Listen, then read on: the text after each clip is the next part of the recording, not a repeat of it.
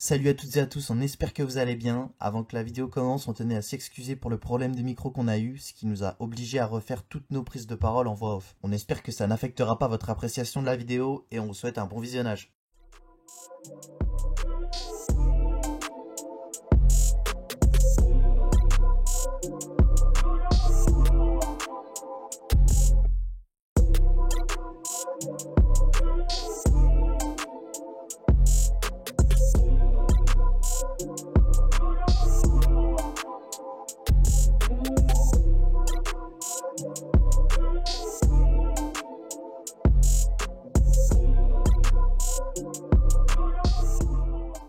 Bonjour à toutes et à tous, bienvenue dans cette nouvelle consultation. On se retrouve aujourd'hui avec Cristiano Lotito, un défenseur central portugais de 24 ans qui évolue actuellement en D5 italienne à Boccale. Comment ça va, Christian?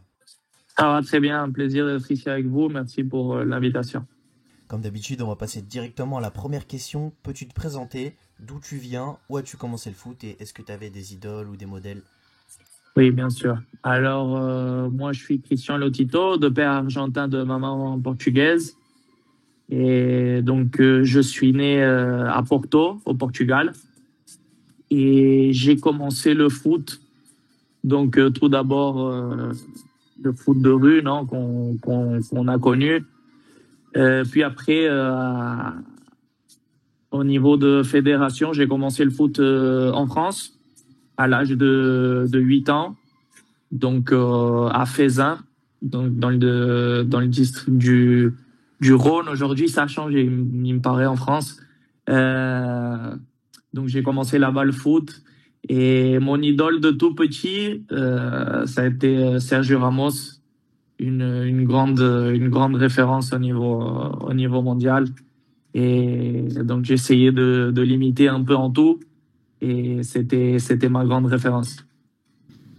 Tu viens aussi d'une véritable famille de footballeurs puisque ton père Gaston est un ancien pro qui a joué en D2 portugaise notamment et qui est maintenant coach en D2 Argentine, mais aussi un petit frère qui s'appelle Luca, qui est plus jeune que toi de 3 ans, qui joue aussi. Parle-nous un peu de ce rapport au foot, d'autant plus que tu es également argentin, un pays où le foot est une véritable religion. Oui, c'est bien ça. C'est à partir de mon père où est venue cette passion pour le football. Donc lui, il a été joueur, il a joué en Ligue 1 en Argentine, il a joué un petit peu de partout. Et c'est à travers de lui qu'est passée cette passion pour les deux frères, qui aujourd'hui jouent tous les deux. Et donc c'est aussi lui un de mes idoles parce que c'est à travers de lui où tout est passé, cette passion et tout ça. Et donc lui c'est vraiment c'est l'entraîneur qui analyse toutes les phases du jeu. En gros, c'est vraiment quelqu'un de très perfectionniste. Et donc quand il regarde un match, on fait un appel après le match. Et il me dit toutes les erreurs, tout ce que j'ai fait de mauvais pour corriger. Et donc, dès tout petit qu'il faisait ça. Donc, il m'a accompagné énormément dans ma carrière. Et, et donc, c'est aussi grâce à ça que j'ai pu évoluer vraiment beaucoup, surtout au niveau tactique, au niveau de cette partie-là du jeu, grâce à lui. Donc après tes premiers pas au Feyzin Club Belle Étoile, donc en banlieue lyonnaise, tu restes dans le secteur en fréquentant des Ça. clubs comme Saint-Priest ou encore le FC Lyon. On sait que la Géné 2000 a connu pas mal de talents comme Georges Mikotadze ou encore Pierre Calulu à Lyon. Est-ce que c'est des joueurs que toi t'as pu affronter à l'époque? Et sinon, est-ce que tu as d'autres joueurs en tête qui t'avaient marqué lorsque tu les avais Oui, affrontés? oui, oui. Alors, cette année-là, il y avait aussi donc le capitaine de l'OL on a affronté pratiquement pendant toutes les années de mon enfance avec Saint-Priest comme avec le FC Lyon, que quand même c'est des clubs formateurs où il y a beaucoup de joueurs qui sont sortis de ces clubs-là amateurs, mais qui est très compétitif. Donc, il y avait Maxence Cacré aussi. Non, Maxence Cacré, 2000 Cacré, je pense. Et il y avait aussi l'attaquant Amin Gouiri aussi. Donc ouais, Kalulu aussi. Donc c'était cette génération-là. Ouais, c'était compliqué. C'était toujours tendu avec ce genre de joueur-là. Il faut trouver toutes les armes possibles pour essayer de l'enlever du match. Et oui, mais à cette époque-là, j'étais déjà défenseur central. Alors quand j'ai commencé à Feyzin, donc moi, comme tout petit, comme tout gamin, au tout début, je voulais être attaquant, je voulais être ailier, comme tout le monde. C'est normal. On regarde à la télé, on veut tous être des Neymar, des Messi. Mais à la fin, un jour, mon père, il m'a dit, viens là, gamin, un jour, tu veux vraiment être professionnel de football et arriver à faire quelque chose, tu pourras pas jouer dans cette position-là parce que pour toi, ça ira pas. Et donc, au tout début, j'ai commencé comme latéral droit à Feyzin, parce que j'avais une bonne capacité athlétique et j'aimais beaucoup faire les allers-retours. Et puis à la fin, comme je me suis développé assez tôt physiquement, j'étais quelqu'un de assez grand, imposant dès tout jeune. J'ai fini comme défenseur central et j'ai commencé à développer cette position dès les 12 ans à peu près. Alors ouais, en vrai, c'est quand je suis arrivé à Saint-Priest, ils m'ont recruté comme défenseur central. Parce que voilà, ils ont toujours cette vision, c'est des clubs formateurs aujourd'hui. Ils avaient cette vision, regarde, on voit beaucoup de qualités en toi demain pour être un bon défenseur central. Donc nous, aujourd'hui, on te recrute là et tu vas jouer sur cette position-là. Et c'est vraiment quand je suis arrivé à Saint-Priest qui m'ont formé vraiment sur le défenseur central. Mais toi, sinon, à ce poste-là, tu te sentais bien? Comment ça se passait pour toi? Oui, oui, je me sentais bien. Quand je suis arrivé là-bas, je vais pas le cacher, j'avais beaucoup de problèmes techniques, notamment, parce que j'ai commencé donc un peu tard et j'avais pas cette habitude de faire des entraînements normaux. Donc je jouais comme tout gamin arrivant à ce niveau-là, avec l'entraîneur qu'on avait à Saint-Priest qui voulait toujours avoir une sortie de jeu qui soit très qu'il n'y ait pas de déchets techniques, de sortir toujours au sol, de pas dégager, de vouloir vraiment jouer. J'ai eu des difficultés au tout début. Et après, à cette époque-là, il y avait aussi les défis jonglage, tout ça. Je ne sais pas si aujourd'hui en France ça existe toujours. Ouais, ouais, ça existe toujours. Les fameux. Non, à mon époque, c'était 50, 50, 50. 50 de la tête. Il y a eu un moment, au tout début, c'était 50, 50, 20. Et après, ils ont passé à 50, 50, 50. Et du coup, mon quoi? Mais toi, c'était quoi ton record de jongle de la tête? Oh non, je ne sais pas te dire. Je ne sais pas te dire. Mais c'était pas mon point fort. C'était pas mon point fort. Mais, mais par exemple, à Saint-Priest, quand ils faisaient les recrutements, la première chose qu'ils regardaient, c'était ça. Parce qu'à la fin, ça comptait pour le championnat. Si le championnat U13, si je me trompe pas, à la fin, ça comptait. Parce que s'il y avait un match nul, après, c'était l'équipe qui avait le meilleur défi jonglage qui passait. Donc, il y avait pas de chance pour toi si tu ne passais pas cette étape-là de faire les 50-50-50. Ça te compliquait vraiment pour rejoindre déjà un club comme ça. Et j'ai dû du coup améliorer cette partie-là, cette partie technique. Et j'ai vraiment beaucoup développé cette partie-là. Et grâce à eux, j'ai augmenté mes qualités, surtout à ce niveau-là, ce niveau technique et tout ça. Parce qu'après, moi, l'autre part, je l'avais déjà aussi de naissance, on va dire. Mon père, il est argentin, donc la grinta, l'agressivité, tout ce qui est cette partie-là, je l'avais déjà. Donc, ça m'a aidé beaucoup à améliorer cet aspect-là.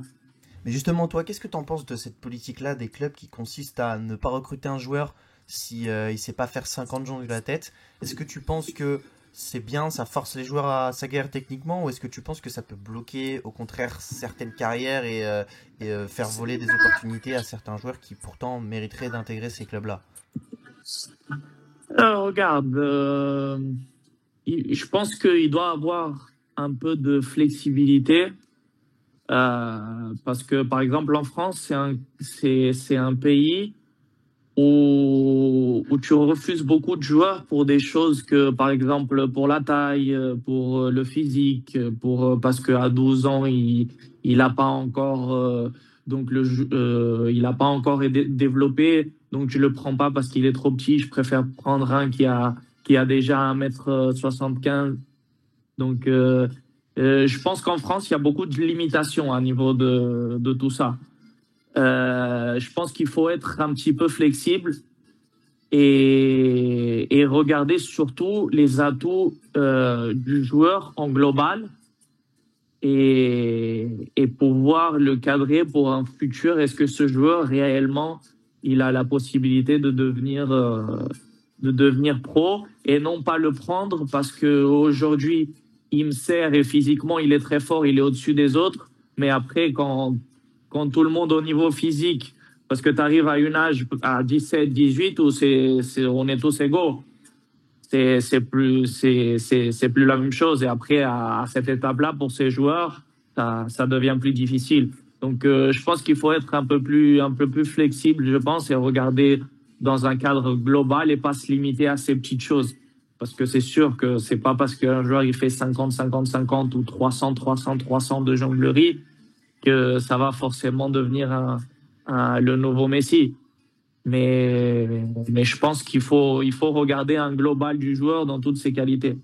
C'est sûr qu'un joueur qui a plus d'intimité avec le ballon, c'est un atout, on va pas se cacher. Mais il faut regarder dans sa globalité, parce qu'aujourd'hui, le joueur, il a la partie tactique, la partie physique, la partie technique, la partie mentale, qui est fondamentale aussi. Donc, je pense qu'il faut regarder dans une globalité, pas se limiter à ces choses-là. Mais sinon, on pensait à ça là tout de suite. Est-ce que tu pourrais comparer le foot argentin et le football français en termes de style de jeu, tactique, etc., grinta, tout ça? Ouais, c'est un jeu complètement différent. C'est vraiment deux styles différents. Ici, c'est un jeu vraiment. à- Il y a beaucoup de 1 contre 1, il y a beaucoup de duels. C'est un jeu très agressif et ça devient très difficile de jouer à cause de ça, parce que tu joues contre une équipe, même qu'elle soit le plus petite possible ou qu'elle joue dans une division inférieure, ça devient très difficile de les jouer parce qu'en fait, ils se jouent la vie. C'est ça la vérité. Ils se jouent comme c'était leur dernier match de leur carrière et ça devient très difficile de jouer. Par exemple, en France, je pense que c'est plus dans la version athlétique. C'est un jeu très athlétique et il y a beaucoup de. Je pense que c'est un peu différent. Je ne saurais pas te dire le pourquoi, mais après c'est peut-être les cultures aussi, donc ça change un peu. Euh, et du coup c'est ça à peu près que je peux te dire. On aimerait savoir, est-ce que à 12, 13, 14 ans, le foot prenait déjà une place importante dans ta tête pour l'avenir? Est-ce que à l'école tu répondais que tu serais voilà footballeur professionnel, ce genre de choses? Oui, forcément, forcément. À l'école, j'ai toujours eu ça dans le coin de ma tête. J'ai toujours eu cet objectif-là. Quand j'étais donc à Saint-Priest, au FC Lyon, j'ai toujours été à 2 pas de rejoindre l'OL, mais à la fin, j'ai pas réussi. Il y a eu toujours quelque chose qui freinait c'était mon rêve à l'époque de tout petit, non? De jouer dans un club de cette ampleur-là. Et ça s'est pas fait. Et du coup, à cet âge-là, à 12, 13 ans, il y avait d'autres clubs qui m'appelaient pour des essais, pour tout ça, qui voulaient me voir directement là-bas avec eux. Et moi, j'étais dans ma tête, j'étais plus, ma préoccupation, ma motivation, elle était plus par là que par l'école, on va dire. Mais on va dire que j'étais pas un mauvais élève, mais ça a été toujours mon rêve. Et après, quand à 14 ans, je suis rentré au Nîmes Olympique, c'est là où ça a commencé à prendre une autre ampleur. Mais sinon, durant tes années à Lyon, est-ce que tu as en mémoire des tournois qui t'ont marqué, par exemple, où voilà, il y avait des joueurs, tu t'es dit, celui-là, c'était trop. Oui, oui, il y a eu des beaux tournois à cette époque-là. En France, il y avait des tournois où, où il y avait beaucoup d'équipes pro. La compétitivité, elle était belle. Alors après, de me rappeler le nom, je ne sais pas. Mais je sais qu'à l'époque, il y avait aussi, à cet âge-là, il y avait aussi même les tournois en salle pendant l'hiver parce que c'est impossible. Mais par exemple, d'un très grand tournoi en salle qui s'appelait Albi, euh, euh, oui, la ville. Et le tournoi, il s'appelait aussi comme la ville. Donc, c'était le tournoi d'Albi où vraiment, c'était un très, très grand tournoi. Il y avait les meilleures équipes de France qui allaient. Et j'y étais allé avec Saint-Priest. On a joué contre Marseille, contre Nice. Il y avait l'OL, il y avait tous ces clubs-là. Et après, il y avait un autre tournoi, le tournoi de Neuville, je pense. Si c'est possible. Et vers Lyon, ouais. Il y avait un autre tournoi aussi, c'était la même chose. Et où il y avait vraiment tous les clubs pro. Après, avec Saint-Priest, on a fait aussi des tournois internationaux. On avait fait un très grand tournoi en Espagne, à Cartagena, où on a joué contre tous les clubs pro d'Espagne. Et c'était vraiment des belles expériences où c'était vraiment très, très, très compétitif. Alors, âgé de 14 ans, un club pro te signe, le Nîmes Olympique. Donc, tout d'abord, est-ce que tu avais d'autres propositions de recruteurs? Et ensuite, comment tes parents accueillent la nouvelle? Est-ce qu'ils voient ça d'un bon œil, ce départ loin de la maison? Ou est-ce qu'ils étaient un peu plus réticents par rapport aux études, ce genre de choses?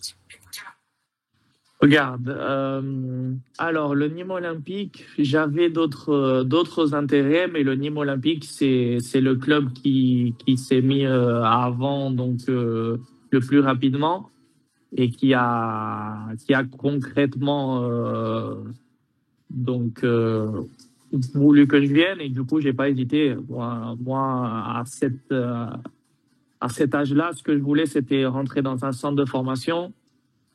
Après, je voulais vraiment aller dans un club qui était vraiment intéressé. Et donc, c'est le Nîmes Olympique qui s'est avancé. Et j'ai pas réfléchi deux fois. Après, à la maison, ça a été compliqué, surtout avec ma maman. Ça a été très, très, très difficile quand elle a su la nouvelle. Elle est partie pleurer. Parce que c'est pas facile à 14 ans de sortir de la maison. Et du côté de mon père, non, parce qu'il savait que il connaît le métier, il sait comment c'est. Et du coup, en, en sachant que c'était mon rêve, il était plus content et regardait plus les bénéfices que ça allait m'apporter que ces choses-là. Mais c'est sûr que dès, dès un jeune âge, on doit faire ce type de sacrifice qui est pas facile. Et Et du coup, voilà, c'est avec la famille, ça a été, avec surtout ma mère, ça a été un peu difficile. Comme on l'a dit, tu arrives donc à Nîmes. À l'époque, est-ce qu'il y avait un centre de formation? Et raconte-nous un peu ton intégration dans ce club pro, toi qui découvres entre guillemets ce monde-là. Alors moi, du coup, cette année-là, au Nîmes Olympique, ça a été un peu difficile. Je vous le cache pas, la première année quand tu sors de la maison, c'est difficile. C'est difficile. Puis je suis arrivé là-bas dans une ambiance, dans un centre de formation où il y a une grande compétitivité, il y a beaucoup de joueurs, et c'est pas facile.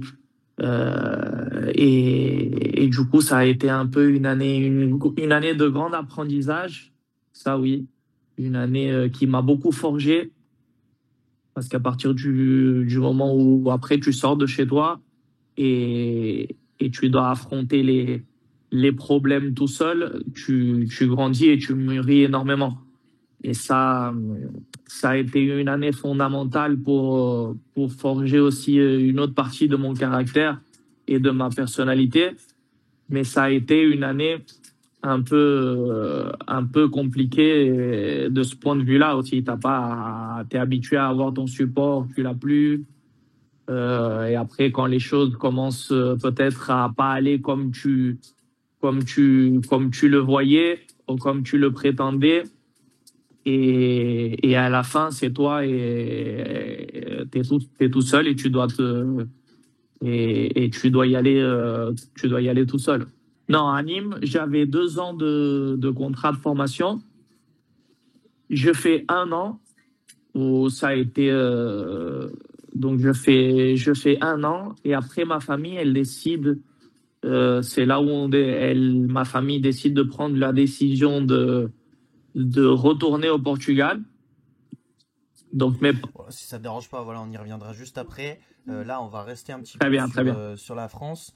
Durant cette année-là, tu évolues majoritairement avec les U16 mais tu fais quand même quelques matchs avec les 17 ans nationaux. Qu'est-ce que tu as pensé du niveau de cette division? Alors, c'était un championnat compétitif parce que le championnat du Sud, par exemple, les 17 nationaux du Sud, c'est tous des clubs pro pratiquement. Donc, c'était vraiment une poule où, où tous les dimanches, tu jouais vraiment contre des équipes qui étaient.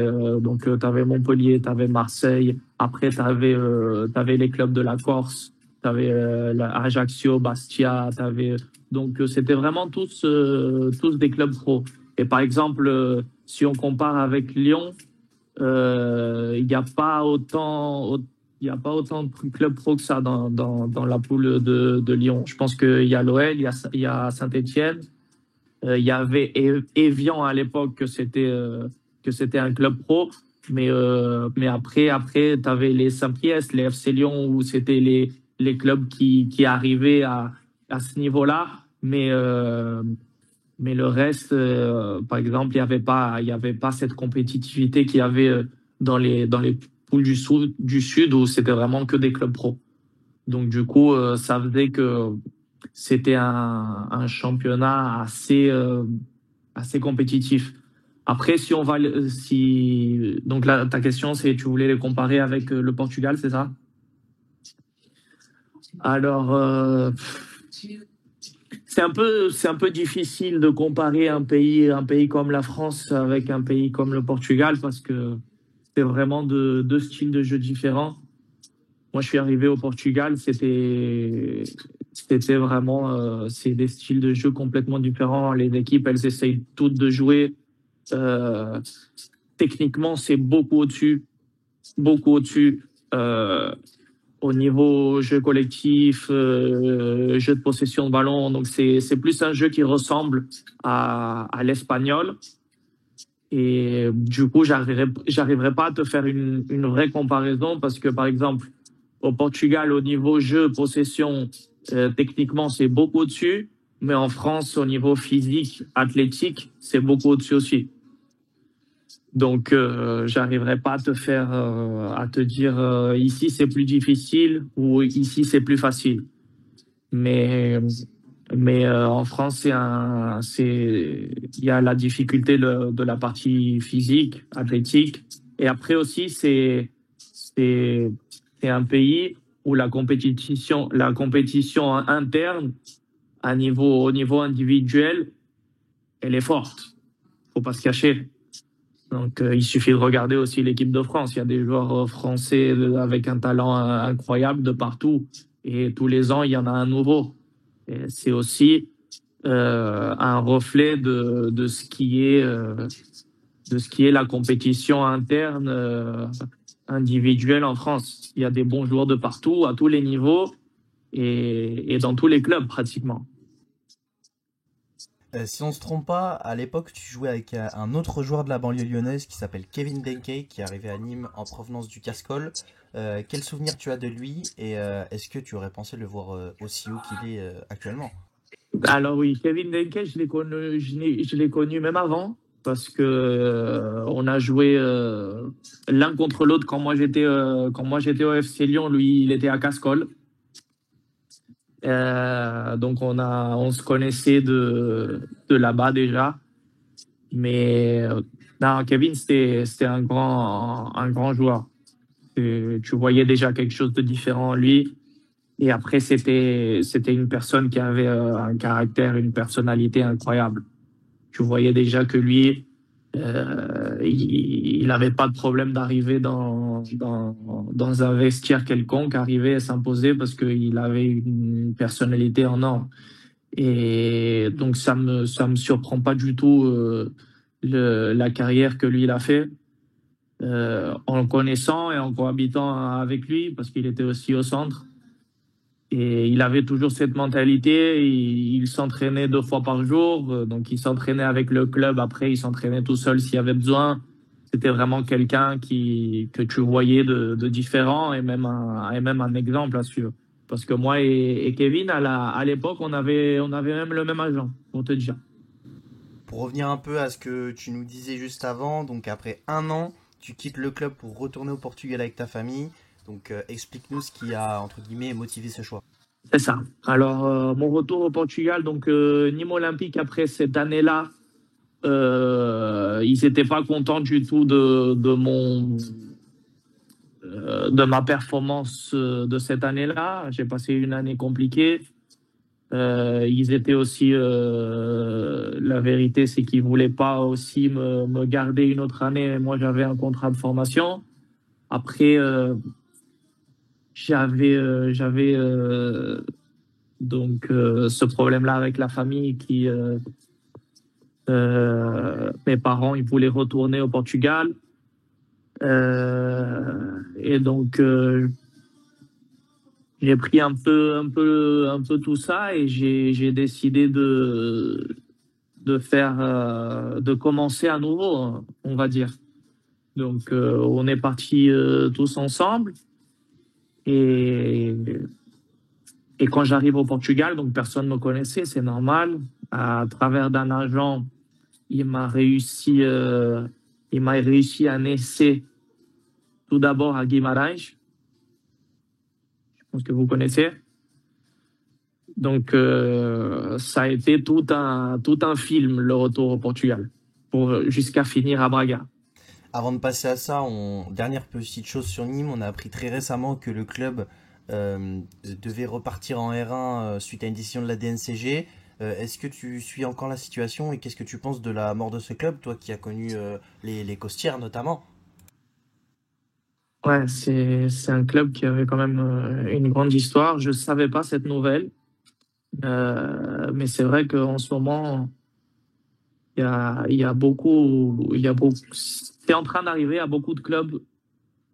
Je sais pas si à cause d'une problème de gestion interne, mais je pense que c'est vraiment dommage que des clubs comme ça, avec une grande histoire, un grand historique, à la fin, arriver ce genre de choses. Après, en pensant aussi au niveau supporter, non, au niveau de toutes ces personnes-là qui suivent le club des très petits, je pense que c'est vraiment quelque chose de mauvais. Mais aujourd'hui, ça arrive beaucoup parce qu'il y a le football est devenu un monde vraiment plus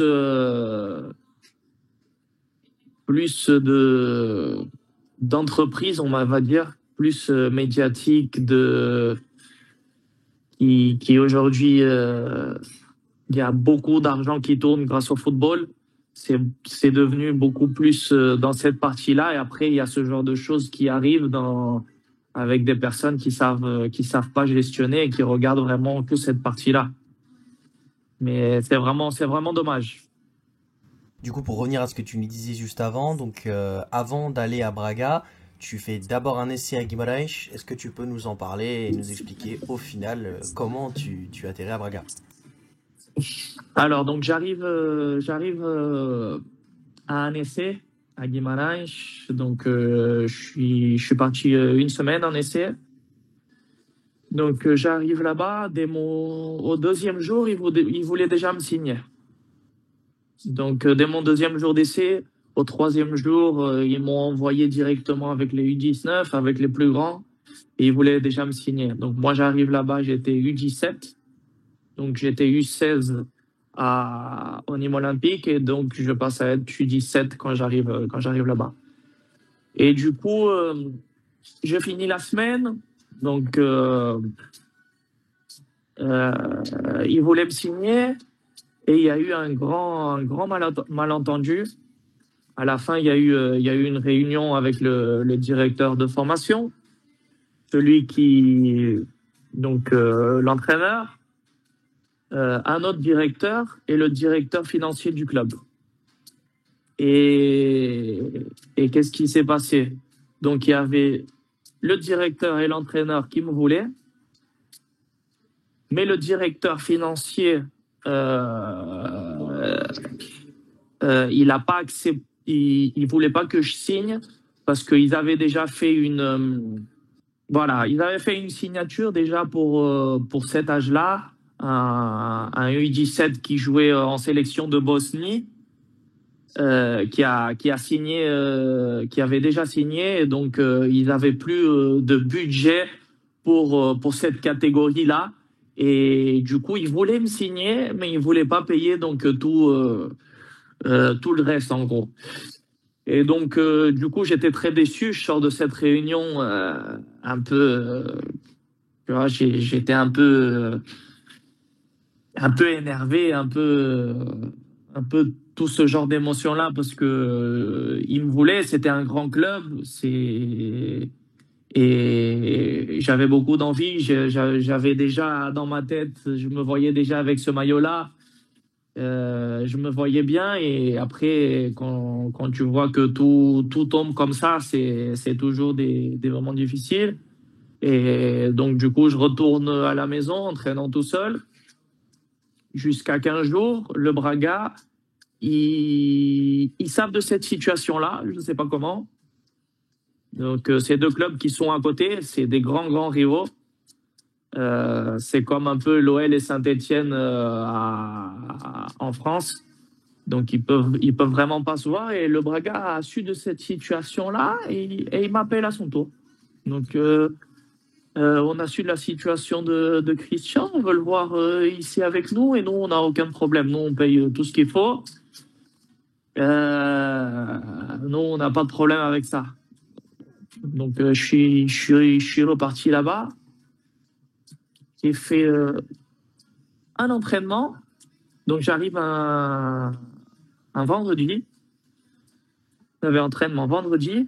Et après, Braga, c'est vraiment un autre niveau. Il y a Guimarães, mais Braga, au niveau centre de formation, au niveau formation, c'est déjà un autre niveau. J'arrive là-bas, donc il y avait comme 40 joueurs en U17. Non, 40 joueurs dans l'effectif. Donc, pour arriver en détection, tu as 40 joueurs. Il faut vraiment que... Donc, qu'est-ce qui se passait? Le vendredi, on avait donc entraînement. Donc, on fait l'entraînement, et après, l'entraîneur, il allait faire une liste pour ceux qui allaient jouer contre Porto le samedi. Donc, il allait convoquer 20 et 20 joueurs qui allaient jouer contre une équipe qui venait du Japon. Donc, pour voir un petit peu. Et j'avais fait tellement un bon entraînement le vendredi qu'il en a pris 21 pour aller à Porto. Donc, j'ai été ce joueur supplémentaire là.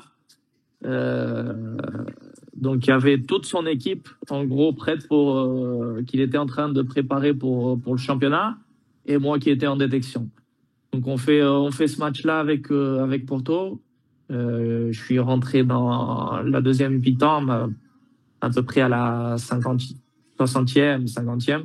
J'ai fait un bon match et la semaine prochaine, j'ai fait toute la semaine avec le U19. Donc la même chose. Et quand je termine la semaine, le directeur, il vient me voir. Regarde, la semaine prochaine, tu peux prendre tes valises que tu restes. Et du coup, ça a commencé l'étape Braga. Et ben après est venu d'autres difficultés, les difficultés la partie bureaucratique.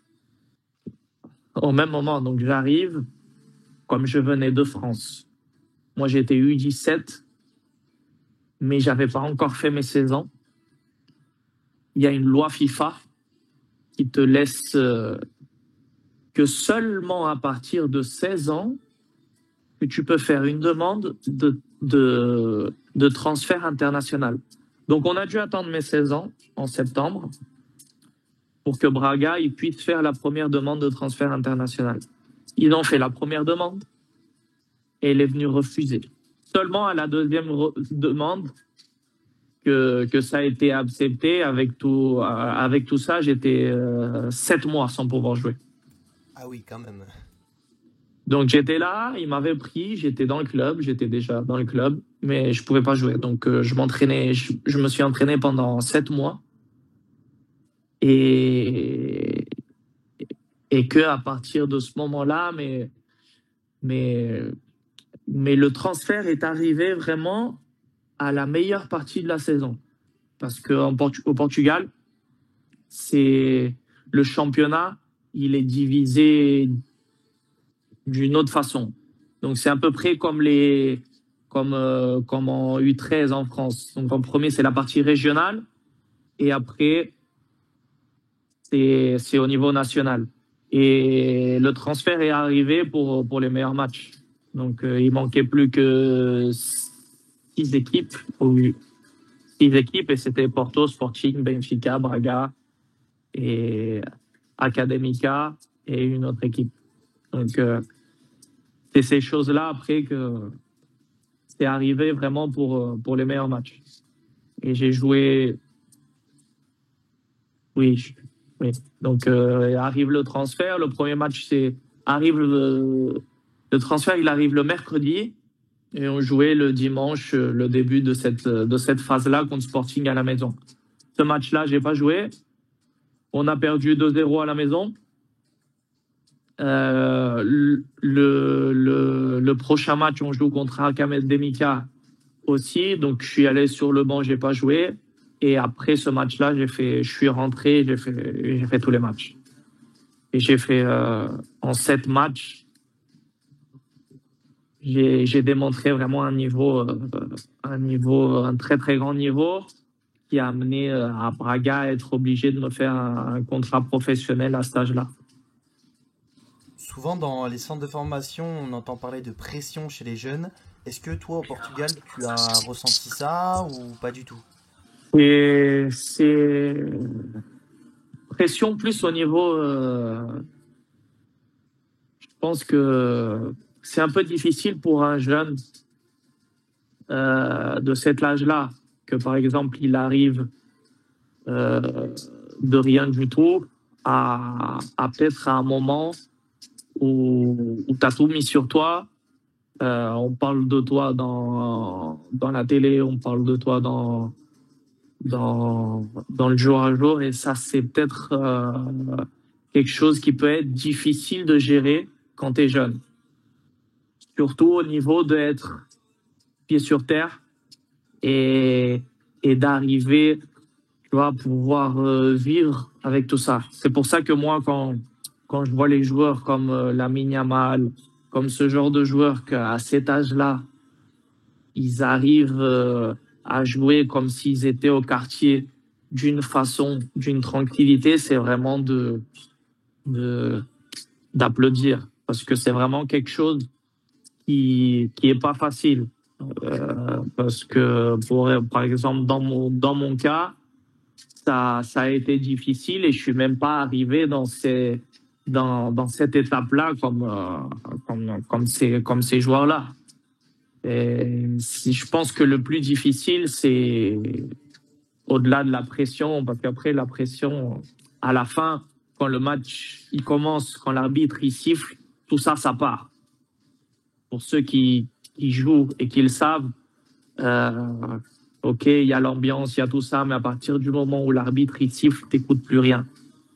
Et c'est toi en train de jouer et, et tout ça, ça part. Mais je pense que le plus difficile à, à, à convivre, on va dire, le plus difficile dans le jour à jour, c'est cette partie-là, de savoir être pied sur terre, de savoir que tu dois continuer, même quand tu es dans une belle phase, continuer à t'entraîner dur, et quand tu es dans une mauvaise phase, s'entraîner deux, trois fois plus dur, parce qu'à la fin, c'est ça qui va t'emmener à pouvoir faire de belles choses.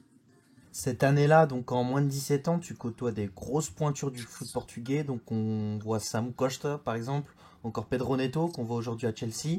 À l'époque, il débute avec vous donc en moins de 17 avant de très vite tutoyer les pros la même saison. Est-ce que tu pensais déjà à l'époque qu'il pourrait toucher les sommets?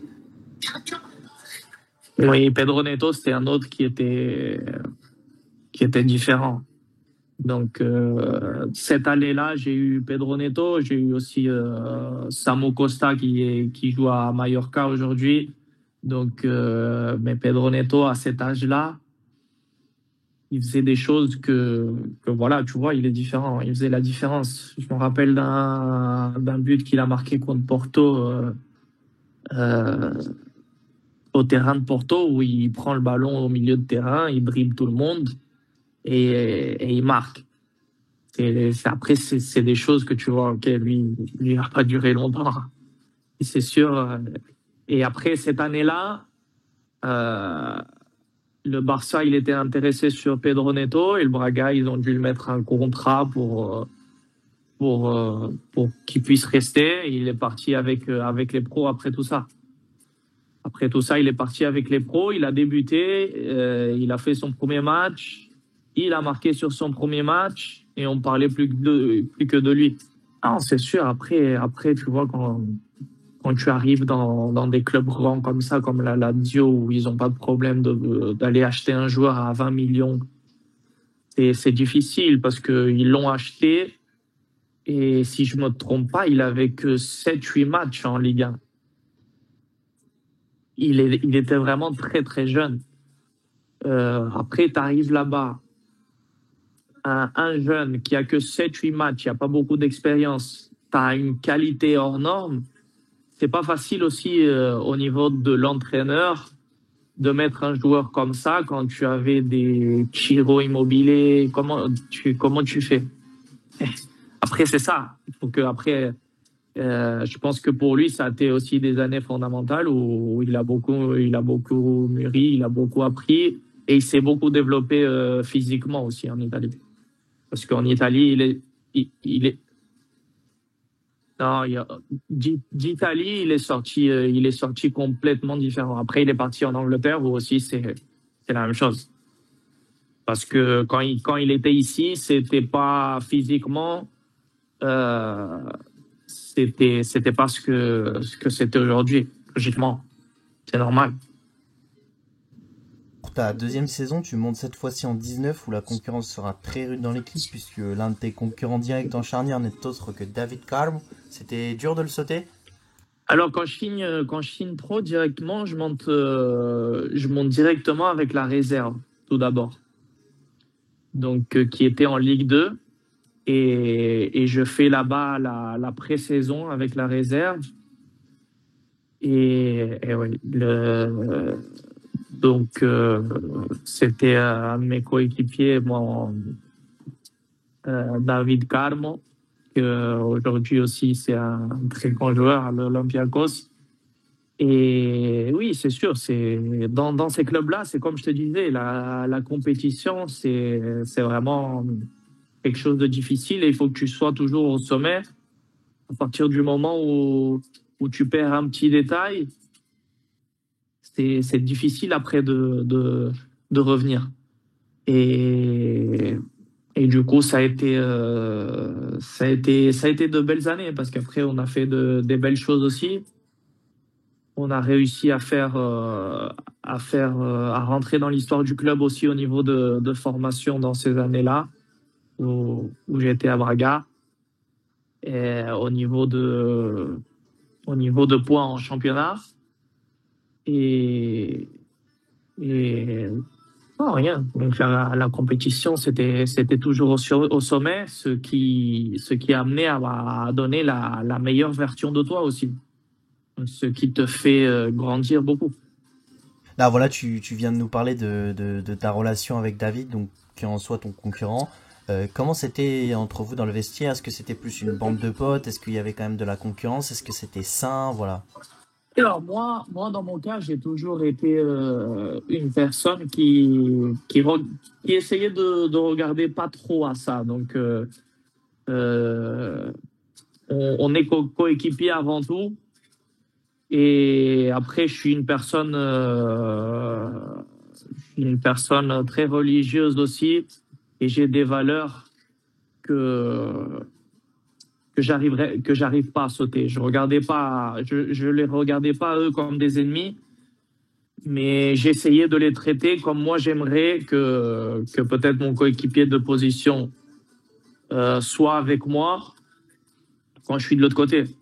Parce que c'est vraiment horrible d'avoir, par exemple, un coéquipier de ta position qui a la compétitivité interne, mais c'est horrible de aller dans un match et de regarder ton coéquipier de position qui veut que tu fasses un mauvais match ou que tu aies des mauvaises choses pour que lui il puisse avoir son opportunité. Donc moi, j'essayais toujours de regarder aussi cet aspect-là quand, quand j'ai eu mon temps comme remplaçant, que comme je jouais. J'essayais toujours d'avoir une bonne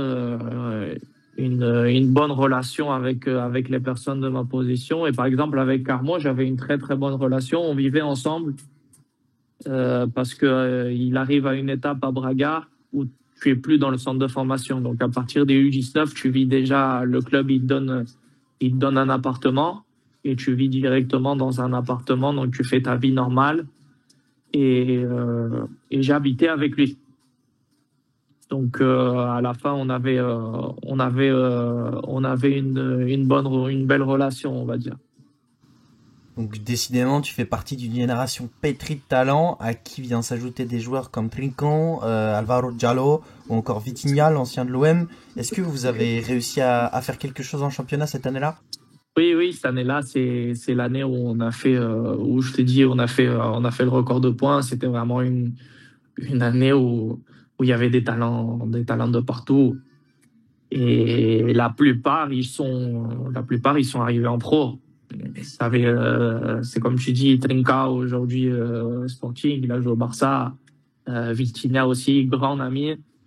Euh, C'était vraiment une année. Après, à Samu, comme je t'ai dit, Samu Costa, c'était une année où il y avait vraiment des joueurs de très, très grande qualité. Très, très grande qualité. Qu'est-ce que tu penses par exemple de Vitinha qui a eu voilà des difficultés à l'OM par la suite? Comment il était à Braga? Ah, c'est un grand ami à moi. C'est Vitinha, c'est l'un des preuves où on a eu une très, très, très bonne relation et on a créé vraiment une amitié hors football. C'est une personne 5 étoiles, c'est vraiment un garçon, un très bon garçon. Et après, avec une histoire de vie aussi incroyable. Et arriver là où il a réussi à arriver, c'est vraiment incroyable et je suis vraiment très, très content pour lui.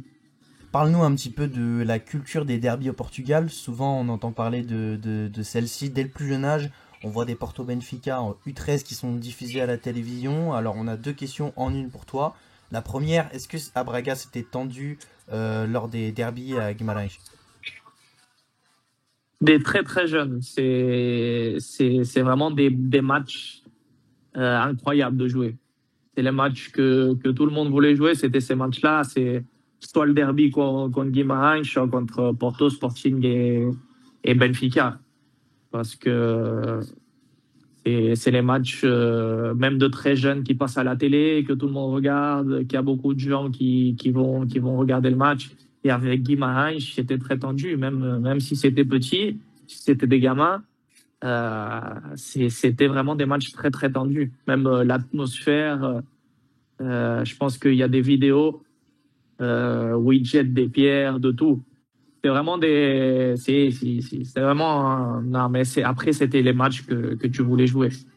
Et du coup, la deuxième question, c'est toi qui as vécu en France et au Portugal, qu'est-ce que tu penses de la culture foot portugaise et est-ce que tu pourrais la comparer avec la France? Alors, c'est comme. C'est à peu près ce que je t'avais parlé avant. Donc, au niveau footballistique, c'est ce que je t'avais dit. Au Portugal, c'est plus. Donc, le football, c'est plus technique. Ils le voient différemment. En France, c'est un jeu beaucoup plus physique et athlétique. Après, au niveau culturel, c'est assez différent. Donc, c'est deux pays très, très, très différents avec des mentalités différentes. Ma question était plus portée sur les tribunes, les stades, etc., les ambiances. Ah, ok, l'atmosphère. Euh, je, je pense que là, c'est à peu près pareil, on va dire. Parce qu'après, j'ai eu la chance de jouer dans un club grand, non? Comme Braga. Donc, il y avait toujours une belle ambiance. Il y avait toujours du monde qui te regardait. Donc, je pense qu'en France aussi, peut-être en France un peu plus. Il y a de très belles ambiances même dans les divisions inférieures où il y a les matchs, où il y a beaucoup de clubs qui sont mis vraiment dedans dans les quartiers. Ça amène une très très belle ambiance. C'est toujours beaux matchs de jouer. Je me rappelle quand j'étais tout petit et je jouais avec FC Lyon par exemple contre Manguette ou des clubs comme ça où où, où le terrain il est rempli, il y a tout le monde qui est là, c'est des matchs tendus et c'est toujours des beaux matchs de jouer. Ça, par exemple, au Portugal, c'est plus difficile. Si on sort de ces clubs grands, c'est difficile de trouver ce genre d'ambiance-là. Donc pour cette troisième année, tu repars une nouvelle fois en U19. En quelques mots, raconte-nous un petit peu l'issue de celle-ci. Oui, oui. Parce que quand je suis arrivé, donc je signe un contrat de 3 ans plus 3. C'était un contrat de presque 6 ans au final. Mais la deuxième année, je sens, oui, que le club compte encore sur moi. C'est juste que je finis par prendre un entraîneur qui préférait un autre type de joueur dans cette position-là. Et c'est justifiable. C'est, après, dans le football, c'est normal, mais je sens que le club et la partie directeur, la partie que j'étais dans le projet, parce que qu'est-ce qui se passait? Parce que ce club-là, il est même grand dans cette partie-là, c'est que ils sont vraiment préoccupés de savoir comment il est le joueur, comment comment il prend tout. Parce que par exemple, dans cette année-là, je jouais pas beaucoup à cette année-là et je m'entraînais tous les jours avec la réserve. J'étais pratiquement, parce que comme il savait que l'entraîneur, il compterait pas trop sur moi, pour pas que je sois triste et en pensant que, voilà, je vais pas jouer et pas rentrer dans quelque chose qui est pas bon. Je m'entraînais directement avec la catégorie, avec l'équipe qui jouait en Ligue 2. Donc concrètement, tu t'entraînais avec l'équipe au-dessus, mais tu redescendais les week-ends. Voilà, c'était ça. Et du coup, je continuais à faire partie du groupe qui jouait, qui était en Ligue 2.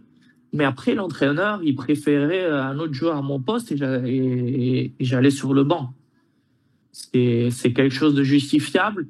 Mais par exemple, aujourd'hui, euh, dans le club, c'est plus possible, ces choses-là. Il y a une politique dans le club qui est, si le joueur il fait partie du groupe au-dessus, quand il descend, obligatoirement, il doit jouer.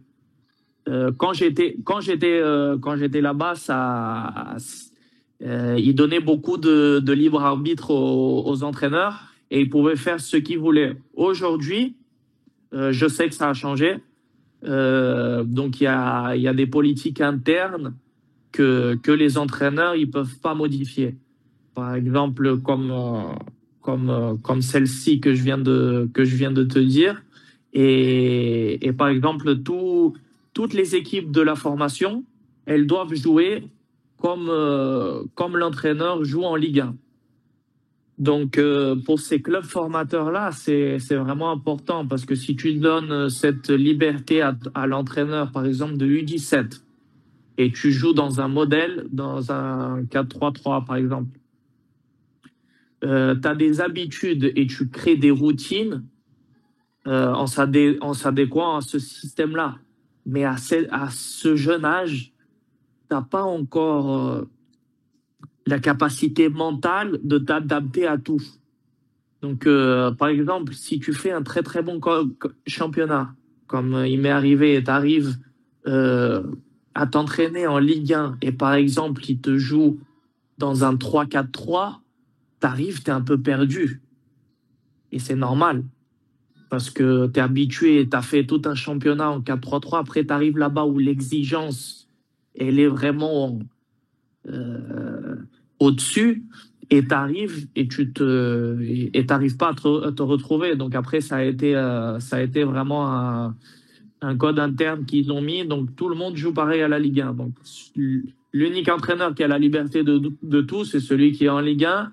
Et après, on doit jouer tous pareil pour que les jeunes qui arrivent il puisse arriver en Ligue 1 et s'affirmer plus facilement. Et comme ça, le club, il peut vendre et toute cette histoire-là.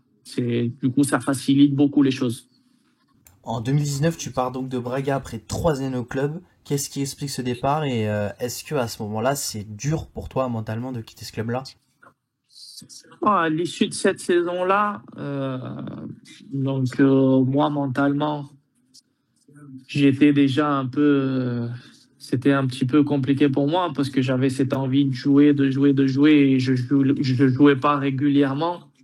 Euh, et du coup, c'est moi qui a voulu forcer ma sortie parce que je me sentais que j'étais prêt pour jouer. On me donnait pas l'opportunité assez régulièrement pour le faire. Et à la fin, c'était ce que je voulais faire. Et du coup, comment s'est fini l'histoire? C'est que tous les jours, je descendais au bureau du directeur en disant que je voulais m'en aller. Donc, c'était même pas eux qui me voulaient pas parce qu'ils croyaient encore en mon projet, parce qu'ils savaient ce que je donnais internement, donc ils me voyaient, ils savaient et ils croyaient encore en moi, mais moi, je voulais partir dans un endroit où je puisse jouer, où je puisse continuer à grandir et jouer parce que il arrive un moment où quand tu joues pas, c'est pas facile.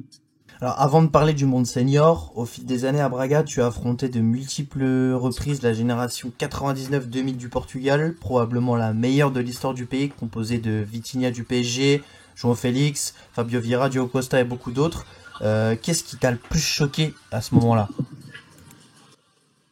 C'était un très très beau championnat. J'ai joué contre tous ces joueurs qu'aujourd'hui tu les regardes et ils sont dans l'élite du football. Comme par exemple Vitinha, comme tu le dis, il y en a plein d'autres. Il y a Diego Dalot ça aussi. Donc tous ces joueurs, toute cette génération-là, qui a été un peu la génération d'or du Portugal. Le 99, ça a été vraiment la génération d'or du Portugal, car ils ont été champions U17, champions U19 de l'Euro. Donc ils ont gagné les 2 euros. Donc c'était vraiment une génération très très forte, très très forte. Et je pense que ça a été beau parce que tout ça, à la fin, ça te rend que meilleur. Donc après ta non-conservation du côté de Braga, pourquoi avoir fait le choix de rester au Portugal et pas de tenter ta chance par exemple à l'étranger? Alors moi, quand je fais le choix de sortir de Braga, c'était parce que j'avais une autre proposition. Donc j'avais un agent à cette époque-là. Donc je sortais de Braga pour signer dans un club espagnol, un club pro, l'Alaves, qui était en Ligue 1 cette année-là.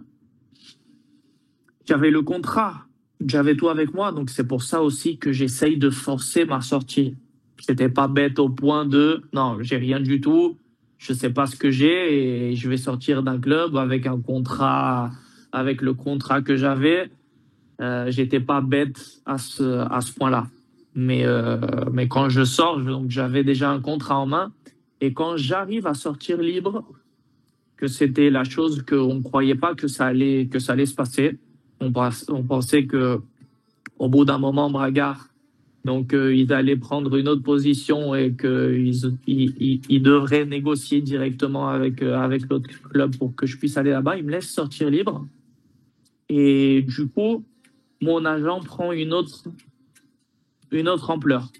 Et quand je sors libre, qu'est-ce qu'il va essayer de faire? Il va essayer de prendre, comme le joueur il vient libre, je veux une telle somme. Non, même pas une commission. Je veux une telle somme pour que je puisse le signer avec vous.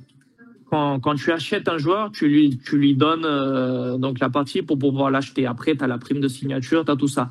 Lui, directement, comme j'ai réussi à vous le faire sortir libre, je veux moi une indemnité de transfert comme je vous le fais sortir libre pour que je le signe avec vous. Et du coup, euh, c'était ce qui m'a fermé la porte de signer avec Alaves directement après, parce que Alaves c'était sûr qu'ils n'allaient pas donner une somme, la somme qu'il avait demandé pour un joueur qui à la fin avait pas eu autant de continuité, qui vient d'une formation. C'était pas un joueur qui a joué en Ligue 1. Donc, et à la fin, c'est ce qui m'a donné un coup de massue énorme parce que c'est arrivé à un moment où déjà le mercato il était pour fermer. Et la réalité, c'est que j'ai plus eu que cette option-là de, de rester à ce club-là. Je termine les choses avec mon agent et ça m'a compliqué une grande partie de ma carrière. Donc finalement tu signes au SC Eschping qui évoluait dans l'ancienne Détroit de l'époque. Comment est-ce que tu abordes ce nouveau défi? Alors, donc ça a été quand même un défi. Espinho, c'est un grand club portugais, donc avec une histoire, une très grande histoire. C'est un club qui a beaucoup de supporters. Donc et c'est le club de ma ville, on va dire, parce que j'habitais à 3 minutes de là-bas. Et mais du coup, ça a été tout un défi car ça change l'ambiance quand tu sors d'un d'un environnement pro et tu arrives dans une Détroit où c'est un championnat complètement différent qui t'emmène à un style de jeu complètement différent. Ça a été une belle année. Une belle année d'apprentissage. Et Et oui, une année que si c'était pas à cause du Covid, on aurait pu réussir la montée en D2. Cette année-là, elle sera plutôt prolifique pour le club. Vous atteignez les huitièmes de finale de coupe en éliminant Nacional Madère, Villafranquense, Aroc, avant de vous incliner contre Passos de Freire. Parle-nous un petit peu des émotions que vous avez ressenties à ces moments-là durant votre épopée. Non, c'est comme je te dis, c'était une année, une très belle année. On avait un très beau groupe. On avait des joueurs aussi qu'aujourd'hui sont arrivés à un bon niveau, comme Jota Silva, qui aujourd'hui joue à Nottingham Forest. Euh, on avait un beau groupe de beaux joueurs et on a fait une très très belle compétition. Et c'est comme je te dis, si c'était pas à cause du Covid, euh, on aurait pu peut-être couronner cette année avec la montée en Ligue 2. Et ça aurait été une très très grande chose pour le club. Après, en coupe du Portugal aussi, on a fait une très très belle année. On a fini par perdre contre le Paços de Ferreira là-bas chez eux. Mais ça a été une belle année. En championnat, tu ne joues pas beaucoup. La concurrence, elle était plutôt rude. Et là, c'est une concurrence difficile parce que tu arrives, tu es jeune, c'est ta première année de senior et tu arrives dans un championnat et dans un club qui t'exige de pratiquement de jouer la montée. Et je me rends avec deux défenseurs centraux qui avaient déjà une expérience dans cette catégorie-là. Et tu arrives dans une catégorie qui est complètement différente, où il y a pas autant de jeux au sol, où on priorise pas si la sortie propre, par exemple, on priorise vraiment de ne pas prendre de but. On joue comme on peut et l'objectif, c'est de gagner. Et dans un environnement où aussi Espigno, pour la catégorie que c'est un club qui met beaucoup de supporters. Donc il y avait une exigence autour de club très haute aussi à cause de ça. Toute l'année, ton équipe a été portée par un jeune dénommé Jota Silva qui est allé de sa quinzaine de buts. Toi qui l'as connu au niveau semi-pro, est-ce que tu pensais un jour qu'il irait jusqu'en sélection portugaise et au terrain de Première Ligue? Alors, à ce niveau-là, peut-être pas, mais c'était un garçon qui avait une volonté incroyable.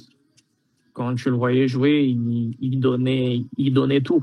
Et en vrai, c'est que lui, il venait d'une D5, si je ne me trompe pas.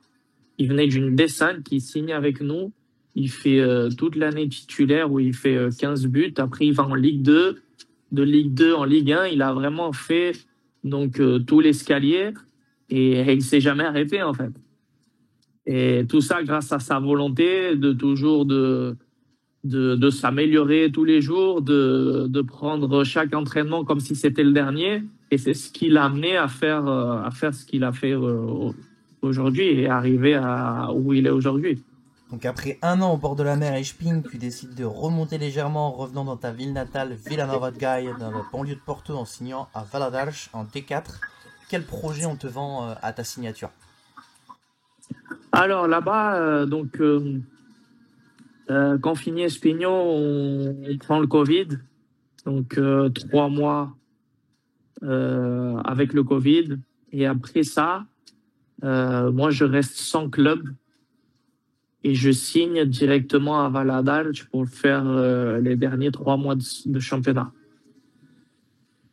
Donc j'arrive là-bas dans un club où ils avaient fait un investissement de fou pour le championnat. Ils avaient fait un investissement pour pouvoir monter. Ils étaient avec la corde sous la gorge. Pratiquement, quand j'arrive là-bas, ils étaient pratiquement relégués. Et j'arrive avec 3-4 joueurs, faut donner un petit peu de sang frais. Et cette année-là, on a su retourner la situation en janvier. Après, on a commencé à gagner. On a fait comme 10 matchs sans perdre avec 8 victoires et on a mis le club presque pour jouer la montée. Rapidement, sur cette année, encore une fois, tu peines un petit peu à avoir du temps de jeu. Qu'est-ce qui s'est passé? Pourquoi est-ce que voilà, tu jouais pas beaucoup? En cette année-là, j'ai eu les conséquences d'être 7 mois sans jouer. Donc j'ai pris le Covid. Après, je reste sans club. Je signe que en décembre. J'ai commencé à jouer et mais j'ai pris les conséquences en gros de tout le temps que j'ai passé sans jouer. Et du coup, à la reprise dans ces premiers matchs, je faisais quelques erreurs qui m'ont coûté un peu cher. Et, et du coup, c'est ce qui a fait que j'ai pas trop joué cette année-là. Donc après cette année-là, tu changes une nouvelle fois de club, mais aussi de région, puisque tu vas du côté de ce qu'on appelle le Trás-os-Montes, l'Est portugais, à Macedo do Cavaleiros, toujours en D4. Parle-nous de cette année qui va enfin te sourire après tant d'années de galère. Et ça a été une année où le championnat il a changé au Portugal. Donc, où ils ont fait un nouveau championnat qui s'appelle aujourd'hui la Ligue 3. Elle a été créée cette année-là. Et du coup, comme j'avais pas eu beaucoup de temps de jeu, j'ai pas eu autant de demandes. J'avais pas eu de demande du tout pour cette catégorie-là et j'ai dû aller en D4 pour pouvoir jouer, faire une grosse année, faire une année avec de belles statistiques pour pouvoir après ressortir. Et c'est le club qui m'a donné cette opportunité-là où pu avoir un rôle important et pouvoir atteindre cette statistique que j'avais besoin. Donc après cette saison canon, est-ce que tu as des propositions? Alors après cette année-là, j'avais eu quelques propositions et du coup, je termine par signer à Alpendorada, que c'est celle qui m'a plus convaincu parce que c'est le coach qui m'a appelé directement. Et comme j'ai senti ce désir en lui de vraiment m'avoir comme joueur, je savais que ça allait être une autre année où peut-être je pouvais donner une continuité à ce que j'avais fait. Et du coup, je voulais pas faire un, un pas trop grand et de retourner peut-être dans, dans un endroit où ce serait peut-être un peu plus difficile pour moi. Et j'ai du coup accepté ce défi là-bas pour pouvoir continuer et donner cette continuité pour pouvoir continuer à m'améliorer et à évoluer. En parallèle du foot à 11, tu as pour habitude de pratiquer chaque été un sport méconnu en France, que l'on appelle le foot volley au Portugal, à ne pas confondre avec le beach soccer et le beach volley. On te laisse un petit peu nous expliquer le principe, s'il y a des compétitions, des vraies ligues, dans quel club tu joues, etc. Voilà, parle-nous un peu de cette discipline qui nous est quasiment inconnue ici. Ah oui, c'est vrai. Le foot volley, c'est un loisir que je joue directement quand je suis en vacances et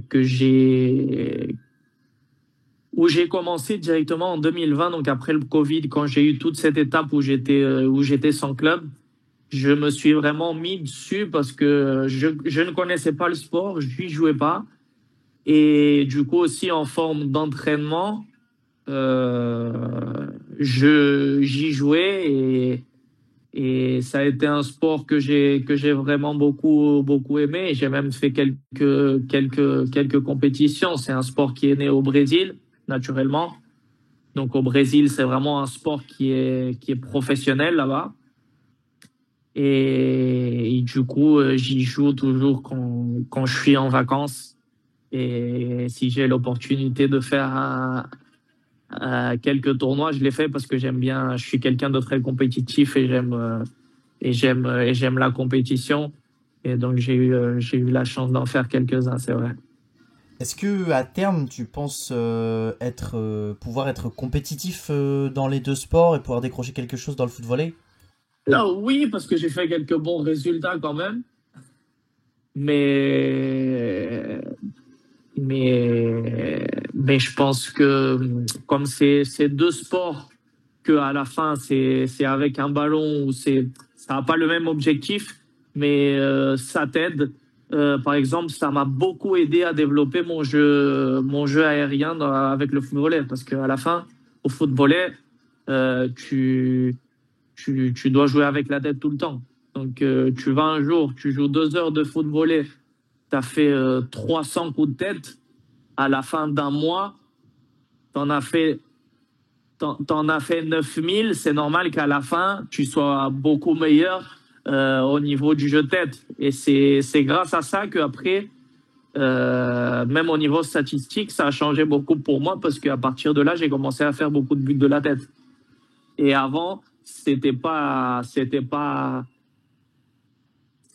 une de mes grosses qualités de faire de marquer autant de buts de la tête et d'avoir cette qualité-là. Et grâce à ça, j'ai beaucoup évolué sur cette partie-là. Alors, hormis le jeu de tête, est-ce qu'il y a d'autres aspects du foot volley qui t'ont été utiles dans le foot à 11? Je pense par exemple à la détente verticale, etc. Non, c'est sûr. Au niveau du jambe, c'est un sport qui te donne beaucoup d'explosivité. Et du coup, voilà, au niveau détente, jeu de tête, après, techniquement, ça t'évolue tout le temps. Au niveau physique aussi. Oui, ça m'a vraiment aidé. Ça m'a vraiment aidé. Donc, pour revenir à ta carrière à 11, en 2022, tu signes à Alpendorad, toujours en D4, et une nouvelle fois, tu joues tous les matchs de la saison.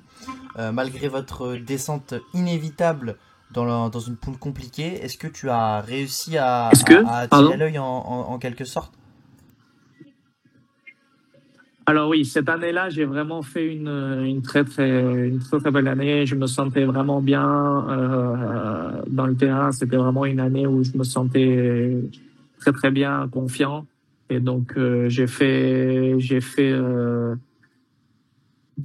à nouveau. Donc c'était ce que je voulais. J'ai réussi à donner une continuité à ce que j'avais fait l'année dernière avec en améliorant même les numéros au niveau de but, de tout ça.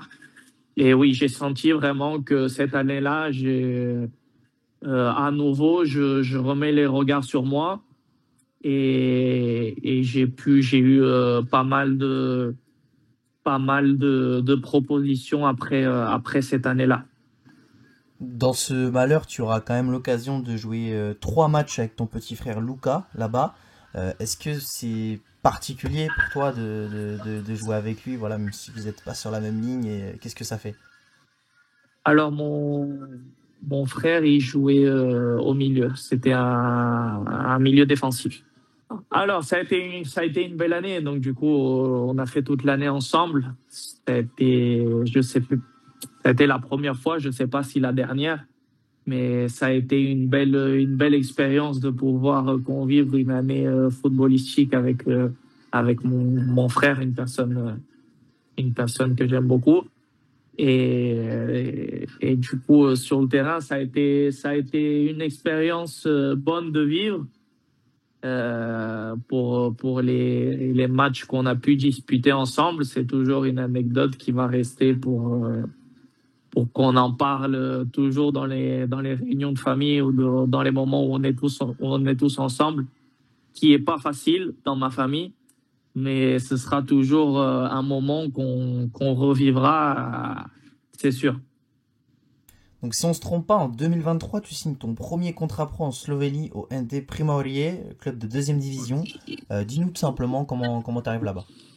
Alors, je signe là-bas directement avec un agent qui rentre en contact avec moi, qui avait joué là-bas auparavant et qui étaient à la recherche d'un défenseur central dans mes caractéristiques et, euh, et qui m'a retrouvé à la fin dans une plateforme digitale de football où il a mis les caractéristiques d'un défenseur central qui est recherché. Et du coup, euh, Boy Scout, c'est bien ça. Et c'est apparu mon nom, il est rentré en contact avec moi et ça s'est fait très vite. Je te mens pas, ça s'est fait très vite parce que là-bas, ça commence très tôt. Et du coup, eux, ils étaient déjà en prépa et j'ai eu aucun doute, j'ai signé et parce que c'était, je pense, le moment de pouvoir faire à nouveau un pas en avant. Et, et du coup, j'ai eu aucun doute en signant là-bas. Tu arrives là-bas, tu découvres donc un nouveau pays, une nouvelle langue. Comment ça se passe pour toi à tes débuts? Alors, j'arrive là-bas, c'est vrai, je découvre une culture différente, une nouvelle langue, une langue très difficile. J'ai dû du coup parler anglais quand j'arrive là-bas. Mais, mais ça a été une, euh, une belle aventure. Tous mes coéquipiers, ils m'ont très bien accueilli. J'ai eu aucun problème. Je me suis installé rapidement et ça a été vraiment un beau moment. On a pu avoir aussi l'expérience de jouer contre la Lazio en prépa et du coup, vraiment une très très belle expérience. On connaît très peu ce championnat chez nous. Dis-nous-en un peu plus sur le niveau, les affluences et puis tes performances là-bas. Alors là-bas, c'est un championnat très très athlétique. Donc en Slovénie, c'est un championnat qui est pas très agressif, mais les joueurs ils sont bons techniquement et athlétiquement, c'est un championnat ils sont très intenses. Il y a beaucoup d'aller-retour, aller-retour. Peut-être ils pensent pas assez le jeu et mais c'est un championnat où vraiment très athlétique et les joueurs normalement ils sont dotés techniquement. Et quand tu regardes à la fin ce qui est leur sélection nationale, t'as beaucoup de joueurs que techniquement ils sont doués comme par exemple leur attaquant Cesco et c'est un peu leur image. Donc c'est vraiment des joueurs athlétiquement qui sont bien préparés, très intenses et avec balle au pied techniquement aussi c'est un beau niveau. Une question qu'on pose souvent pour les gens qui nous regardent, ça peut être utile. Est-ce que tu aurais une fourchette de ton salaire sur ce contrat professionnel que tu touchais en D2 slovène? Alors quand j'arrive en Slovénie, on me fait un contrat de un an plus un an d'option. Donc oui, contrat pro. Oui, non, premier contrat pro à Braga. Mais, euh, mais oui, après, dans le monde senior, oui. Donc, un contrat pro, on signe un an plus un an. Après, la fourchette en Slovénie, je peux te dire à peu près la fourchette qu'il y avait dans ce club-là.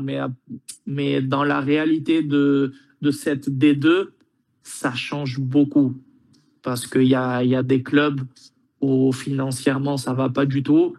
Et après les clubs qui jouent pour monter où c'est un peu plus raisonnable. Mais par exemple, je pense que ça passait pas. C'était entre les 1005 et les 2500 avec tout compris. Donc tu avais le salaire et mais le club prenait tout en charge, toutes les dépenses en charge. Donc après, si tu mets tout dans la balance, ça te donne une fourchette de contrat qui, qui te permet d'être stable. Même si à la trêve tu n'as joué que très peu de matchs, vous avez quand même l'occasion d'affronter le géant du pays, Maribor, en Coupe de Slovénie. Est-ce que à ce moment-là tu ressens qu'il y a un gros écart de niveau entre vos deux équipes?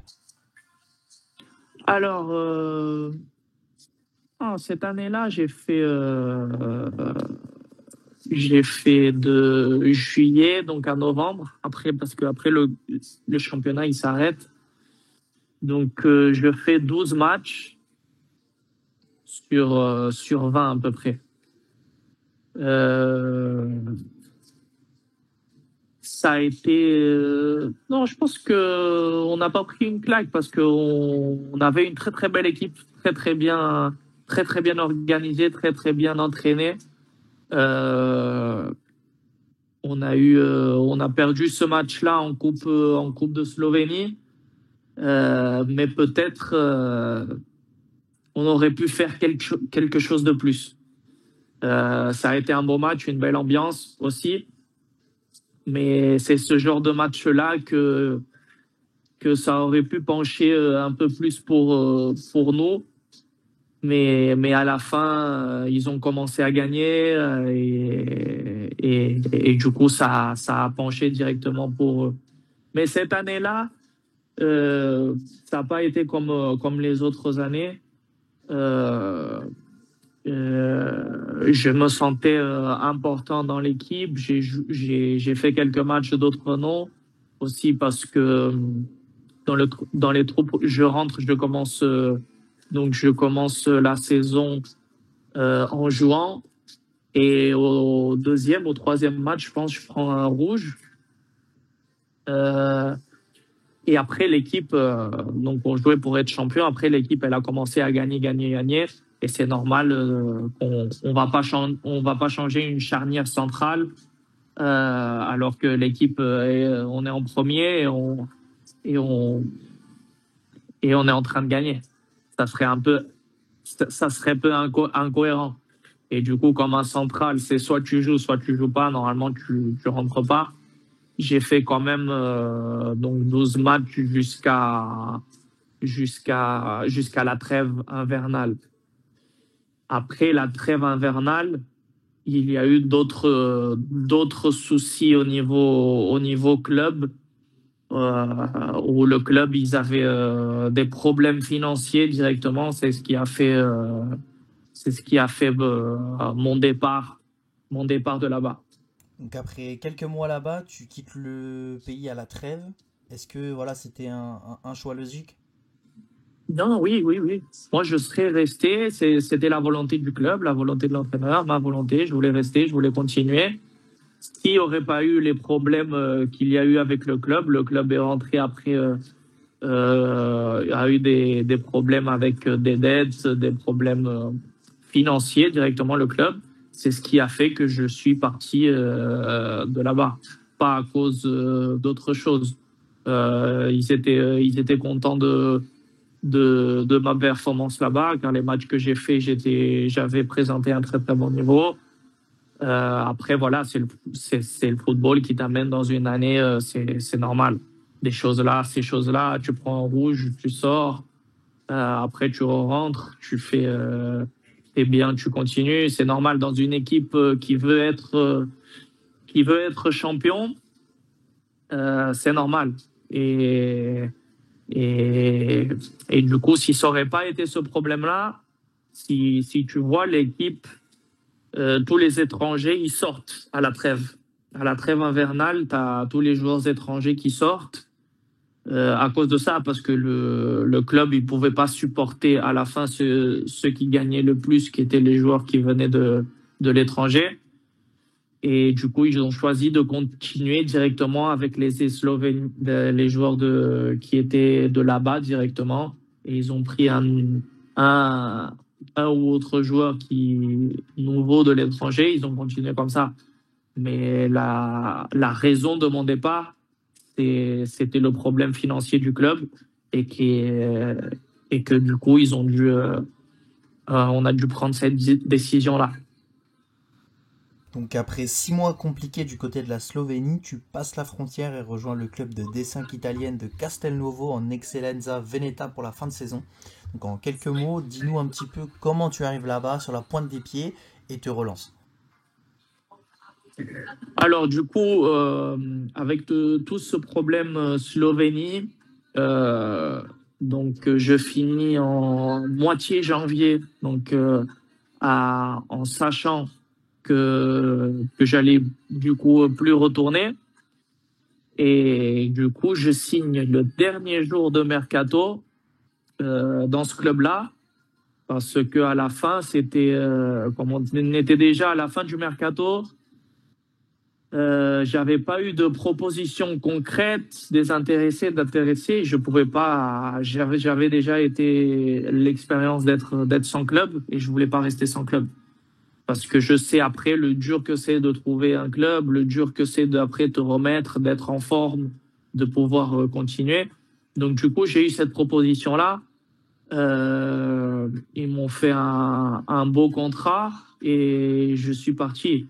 J'étais un peu réticent parce que c'était à nouveau retomber dans des catégories où je me dis, oula, ça m'a fait un peu peur, mais j'ai été beaucoup surpris. J'ai été beaucoup surpris, je vous dis la vérité, j'ai été beaucoup surpris du championnat parce que à la fin, il y a beaucoup d'individualités que j'ai trouvées là-bas, où c'était vraiment des joueurs qui avaient joué Ligue 1, qui avaient joué euh, beaucoup d'Américains du Sud, de joueurs qui avaient joué Copa Libertadores là-bas, qui étaient là-bas, qui s'étaient retrouvés dans cette situation-là, pour un championnat qui à la fin euh, tu peux faire de beaux contrats là-bas dans ces catégories-là.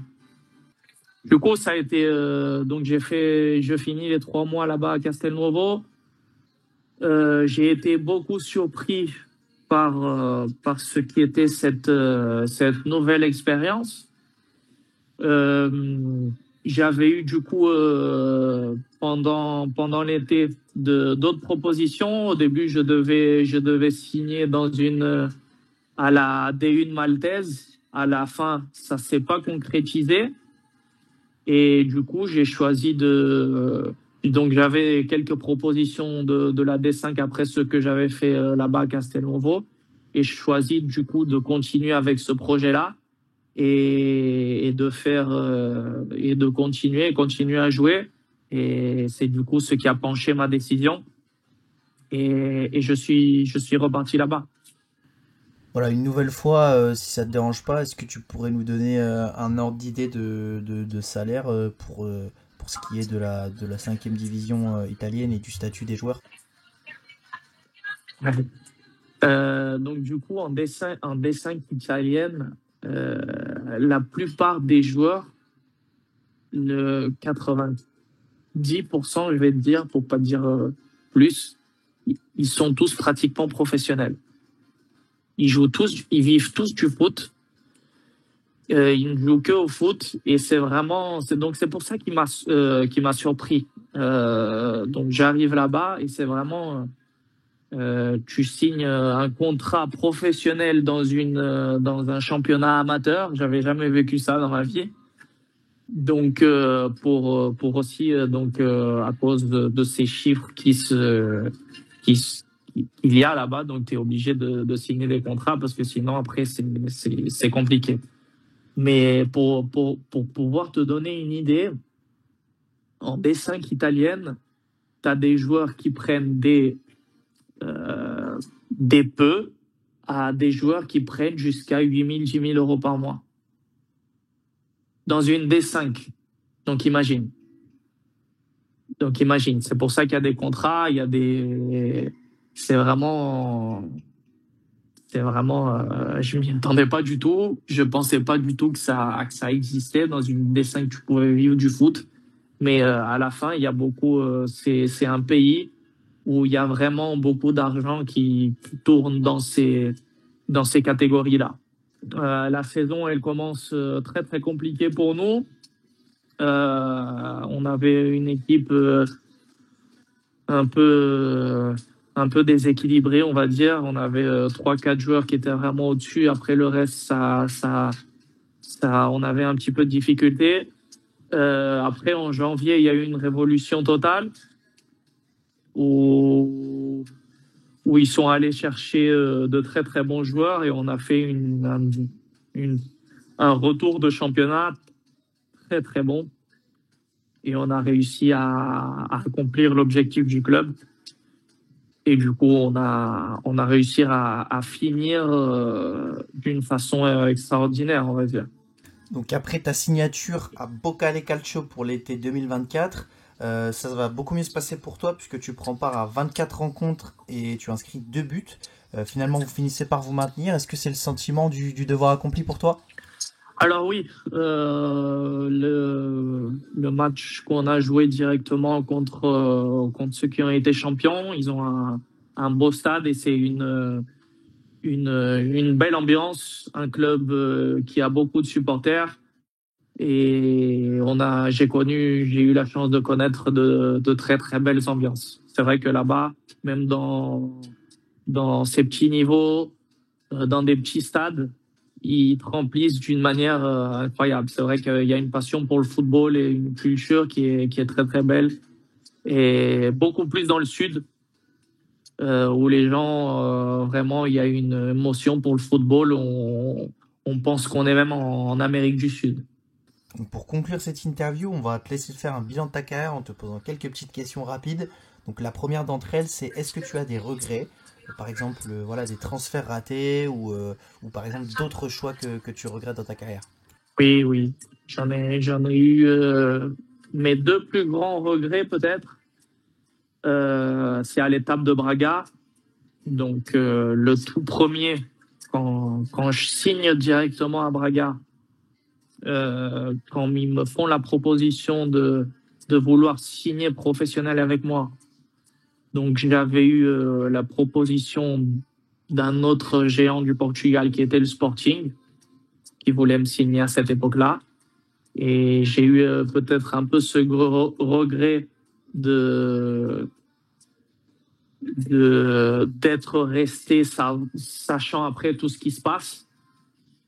Donc c'est toujours des décisions difficiles à faire, mais comme je t'ai dit, comme j'ai quelques valeurs en moi, j'ai décidé de rester pour un club qui m'a vraiment tout donné et qui m'a formé en tant qu'être humain et comme joueur. Et là, mon deuxième plus grand regret, c'est d'être sorti. Parce qu'à la fin, quand je sors de Braga, l'année suivante, Braga vit une révolution totale et, et arrive Ruben Amorim en réserve qui fait jouer tous les jeunes. Et c'est arrivé une révolution totale au club qu'à partir de ce moment-là où tous les jeunes, ils ont été projetés après en, en Ligue 1. Avec le grand boulot de Ruben Amorim qui a pris tous les jeunes et, et les a, et, et les a fait évoluer et les a propulsés en Ligue 1.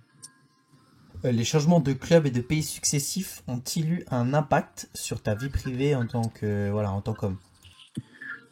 Alors, sur ma vie privée, oui, c'est sûr. C'est sûr. Quand tu es en constant changement, c'est toujours difficile. Il y a des bonnes choses comme des mauvaises choses. C'est toujours difficile parce que tu es toujours loin de ta famille. C'est compliqué dans cet aspect-là, mais après, tu as de belles choses parce que tu vis des choses que peut-être d'autres personnes n'ont jamais vécues. Tu as eu la chance de pouvoir connaître beaucoup de cultures, beaucoup de langues. Aujourd'hui, je parle 5 langues, donc j'ai la capacité de m'adapter à peu près de partout dans le monde. Si j'ai une proposition de, de quoi que ce soit, c'est vraiment une arme que, que, que n'a pas la chance de tout le monde de l'avoir. Donc, moi, je pense toujours dans positif et que ça a été une chance pour moi de pouvoir vivre tout ça et vivre dans tous ces endroits, connaître toutes ces cultures. Et donc, voilà. Quel a été le pays où tu t'es senti le mieux accueilli et le plus aimé au cours de ta carrière? Alors, le pays que j'ai le plus aimé en Italie. En Italie. En Italie pour un global, parce que les personnes en Italie sont, surtout dans le sud, sont beaucoup plus chaudes, beaucoup plus accueillantes. Après, c'est une culture incroyable. C'est un pays vraiment du premier monde en tout, niveau culinaire, niveau du pays incroyable que c'est. Je vivais dans un endroit qui était vraiment incroyable, où tu regardes vraiment que dans les films. Après, au niveau de tout, c'est un très très beau pays. Donc c'est vraiment, si aujourd'hui je dois en choisir un, ce serait l'Italie. Quel est le meilleur joueur avec qui et contre qui tu as joué? Alors je pense, c'est un peu dur comme question. Mais c'est sûr, Pedro Neto, il va être dans une de ces.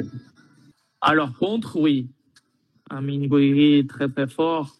J'ai eu ici au Portugal aussi de très très bons joueurs contre qui j'ai joué, donc notamment Vitinha qui est au Paris Saint-Germain. J'ai eu la chance de jouer contre tous ces joueurs-là. Raphaël Leão, c'était un animal au Sporting. C'était un animal. Lui, vraiment, c'était un truc de fou. Dans les jeunes, il fait tout ce qu'il fait avec les meilleurs aujourd'hui. Imagine avant. C'était vraiment quelqu'un qui m'a marqué. Est-ce qu'à l'époque, il souriait déjà quand il jouait sur le terrain? Non, non, lui il parlait vraiment quand il driblait. Lui il parle. Non, carrément. Aujourd'hui, il sourit, mais avant, il parlait carrément. Avant, avant, il parlait carrément. Avant, il te provoquait et pour que tu sortes un peu ou que tu libères ta zone, tu libères un espace. Euh, et en fait, il t'énervait, mais c'était tout ce qu'il voulait, lui. Parce que tu allais libérer un espace, et après, si tu lui donnais de l'espace à lui c'est impossible d'accompagner. Mais non, il te provoquait, après il driblait. Soit tu fais faute, soit c'est un calvaire. Mais ouais, c'est obligé, c'est obligé. Mais après tu te prends un carton jaune et ça complique un peu, ça complique un peu. Non, mais j'ai eu la chance de jouer contre beaucoup de très très bons joueurs, beaucoup vraiment de très très bons joueurs. Et j'ai eu la chance de côtoyer. Donc, quand j'étais à Braga, je suis allé beaucoup de fois m'entraîner avec les pros, avec la Ligue 1 directement. Et là-bas, j'ai côtoyé aussi de très, très grands joueurs. Non, Rafa Silva, il était déjà parti quand je suis arrivé. J'ai côtoyé aujourd'hui le capitaine, Ricardo Horta, qui a fait sélection portugaise aussi. Euh, ouais. Aujourd'hui, que je puisse te dire, après, je m'en rappellerai pas de tout le monde, mais, mais j'ai eu la chance de jouer avec beaucoup, qu'aujourd'hui, une grande part, c'est des amis qui sont vraiment dans l'élite. Alors, pour la suite, quelle est la meilleure ambiance ou le meilleur stade que tu as connu? Non, je pense que je vais te dire sûrement. Après, ça change un peu, mais au niveau d'ambiance, j'ai eu des beaux matchs. Cette saison avec Espinho, et comme on a fait une très très belle saison, on a eu des matchs avec vraiment de très très belle ambiance. Une belle ambiance aussi dans la formation à Braga quand tu jouais ces matchs-là où tout se décidait contre Porto, Sporting, Benfica. Au niveau d'ambiance en Italie aussi, je n'arriverai pas à te dire un en particulier. Ouais. En off, on parlait du coup du développement du club de Braga. Toi, qu'est-ce que t'en penses de ce club-là, de l'évolution de ce club-là, toi qui l'as fréquenté? Ouais. C'est vraiment un club d'élite aujourd'hui. Mais après, le meilleur stade où j'ai joué, je pense que c'est celui de la Spezia en Italie, un très très bon stade. Où avec Braga, on est allé faire un tournoi en Italie qui s'appelle la Viareggio Cup.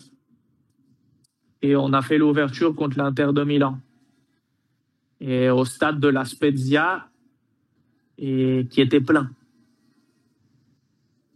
Qui était plein. Donc c'était vraiment il y avait comme moi j'étais complètement étonné parce que je pensais pas qu'un tournoi de jeunes pouvait être aussi rempli. Il y avait comme 15 20 000 personnes avec des personnes importantes qui étaient en train de regarder. Après j'ai su que c'était un tournoi très très important en Italie.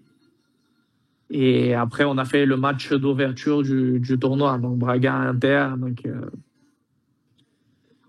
dans les coulisses, tu passais par Zanetti, t'as tout ce genre de jeunes-là. Ah, j'ai joué ce match-là, j'ai joué contre Colidio. Je sais pas si ça vous dit quelque chose. Voilà. Donc, de belles expériences. Quel est le meilleur coach que tu as pu côtoyer? Alors, j'en ai eu des bons. J'en ai eu des bons.